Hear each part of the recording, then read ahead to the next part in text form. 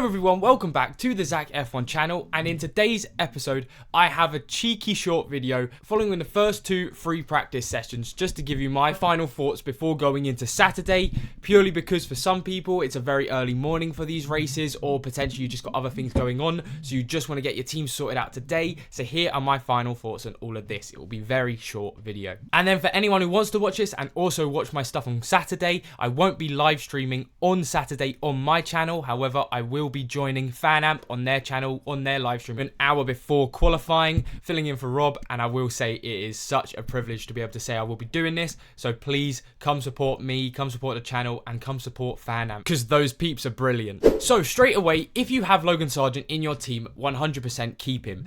This is an exploit in the game because they haven't taken him out, they've just frozen him as an asset, and it's crazy to think that at this point in F1 Fantasy, because of the DNF points and because of just everything, he doesn't get many points anyway, it's safer to just keep him in your team and use him as an option. Yes, it's a scummy move, but to be very good at F1 Fantasy, you have to use these exploits while you can. Then, obviously, Colapinto is joining the F1 grid for the second half of the season, and he's only 4.8 million.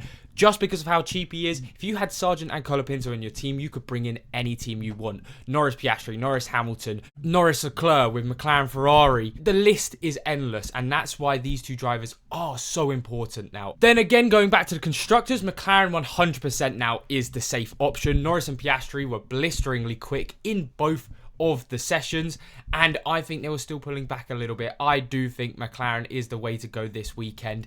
Now, Norris, again, like I said, he is 100%. You have to have him in your team.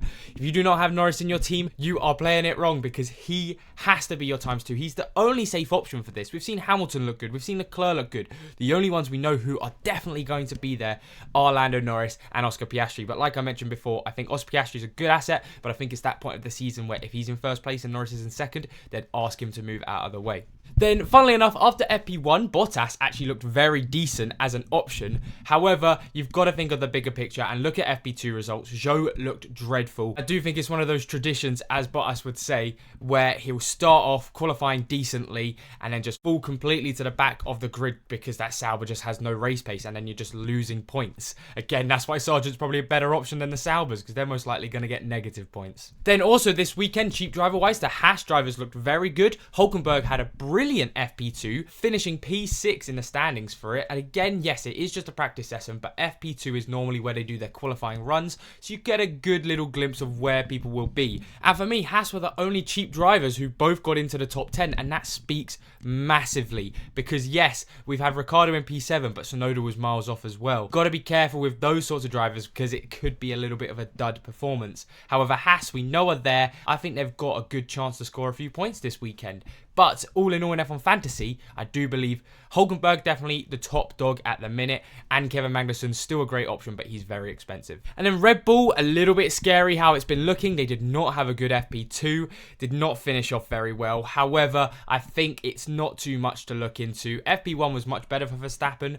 I don't think this is going to be one of Red Bull's better races. I do think they could finish behind, definitely Perez, behind both Mercedes, Ferraris and McLarens. Verstappen could be in the mix of things, but I do think it's one of those weekends where you shouldn't be going for a Red Bull. Yes, they always get you most of the time the best pit stop points, but I just don't think it's worth it anymore, considering Ferrari's pace, McLaren's pace, and even Mercedes didn't look too bad in FP2. Then finally, for the constructor-wise, I do think Ferrari still are the best choice as a constructor, bar McLaren. And it really is because Ferrari looked more consistent. Hamilton looked rapid, by the way, but I do think there's more to come from both McLaren and Ferrari. And I know Russell was doing a complete different simulation to the rest of them, but especially if it's a tight gap going into qualifying, I do think with a home advantage, Leclerc and Sainz have the upper hand. Then finally, before we go to the final team selections, let's talk about the best cheap drivers from after these sessions, and it still is Colapinto, 4.8 million, and you can get better premium drivers. Then you got Alex Albon, again, he's cheap and he looked decent.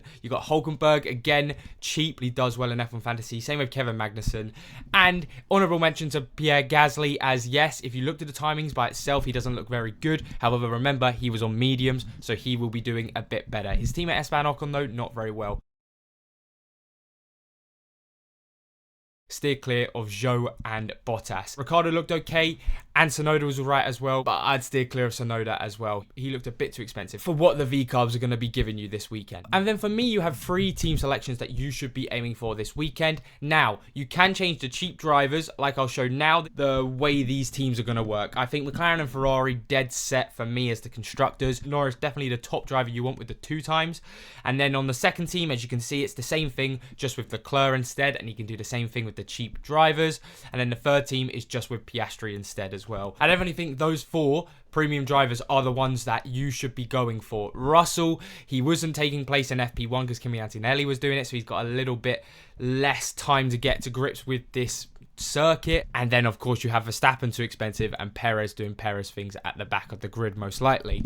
But anyway, thank you all so much for watching. I hope you all enjoyed, and I hope this helps you all out with your teams, as yes, we still haven't seen free practice 3, so it could change a little bit, but this is as close as it's going to get to the deadline to hear what I have to say before the live stream. And by the way, I'll put this at the start of the video as well, but I won't be live streaming on my channel this weekend, but I will be joining FanAmp this weekend, so please come support me and FanAmp over on their channel. It's going to be so much fun. I'm looking really forward to it. And, it's good that they announced it because I didn't know how much I could say.